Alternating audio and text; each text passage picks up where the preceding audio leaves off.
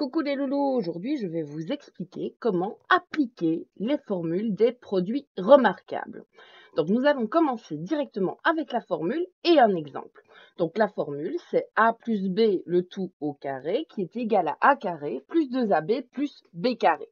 Et nous allons essayer d'appliquer cette formule à 4b plus 5c le tout au carré.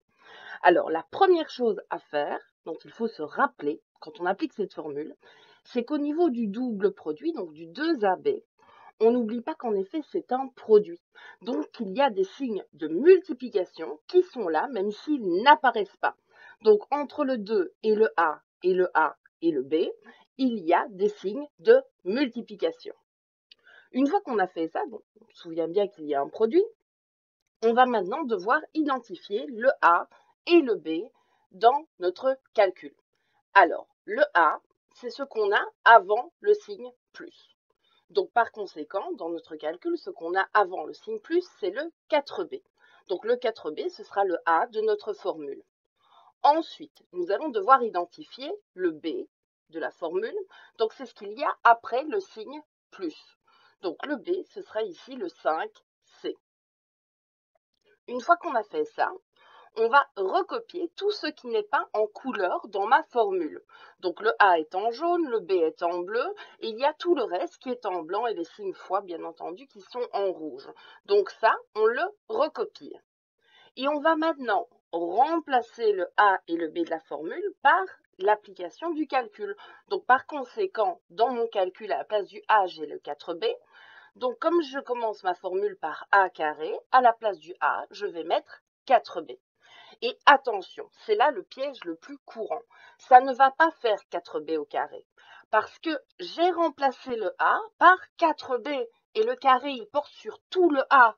Donc par conséquent, il va porter sur tout le 4b. Et c'est pour ça qu'on ne doit pas oublier de bien mettre des parenthèses.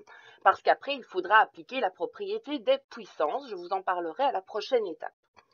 Ensuite, nous avons le double produit. Donc, nous avons deux fois le A. Donc, le A, c'est ce que j'ai en jaune, ce sera donc le 4B. Je note 4B. Fois B. B, c'est ce que j'ai en bleu.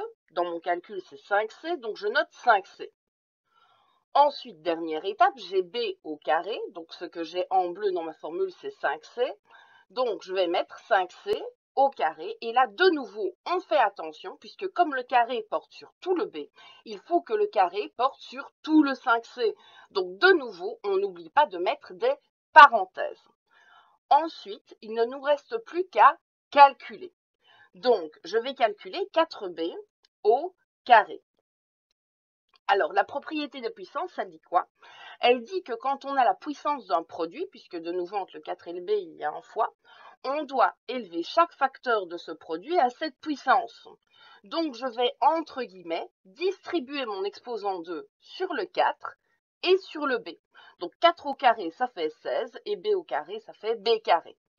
Ensuite, je calcule mon double produit. Donc, 2 fois 4B fois 5C, ça fait donc 40BC. Et enfin, je calcule mon 5C au carré de la même façon que le 4B au carré. Donc, je vais distribuer mon exposant 2 sur le 5 et sur le C. Donc, ça va me donner 25C au carré. Donc, voici toutes les étapes que vous devez respecter pour arriver à faire ce genre de calcul.